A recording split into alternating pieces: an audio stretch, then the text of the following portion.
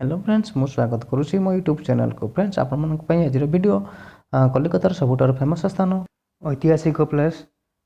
सो ये हूँ बेलूर मठ। बेलूर मठर आपण पूरा बुली देखी। सो बहुत बढ़िया सुंदर माने इंटरेस्टिंग जगह। सो देखो आम गंगा नदी जावा बेले लंच गोटे बहुत डिजाइन गोटे लंच। सो फाइनाली आम आसी पहुँची जाइछु बेलूर मठरे। देखो बेलूर मठर ये हूँ फ्रंट साइड जमीक आमर मंदिर।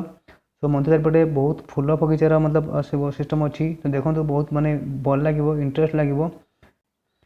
ये रामकृष्ण परमहंसर आश्रम अच्छी।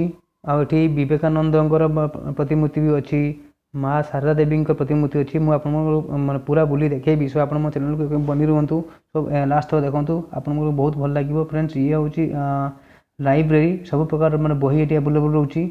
सो आप पढ़ी पारे। सो ये हूँ स्वामी विवेकानंद छवि। सो आपको बहुत डिजाइन रेडी मैंने रखा जाइए। आप बहुत सिस्टम रखाई। आप गले देखिले आपको बहुत एंजयबल लगे। सो आउरी अच्छे देखिए माँ शारदा देवी वीडियो मुझे देखेबी। माँ शारदा देवी अच्छा रामकृष्ण परमहंस अच्छा। तो आपको निश्चय भल लगे। सो चलते देखा माँ शारदा देवी पीठस्थली। फ्रेंड्स अगर मो चैनल आप नुआ सो प्लीज मो चैनल को लाइक शेयर सब्सक्राइब करूँ। आपको अगले वीडियो सब कुछ देखेदेवी। So thank you.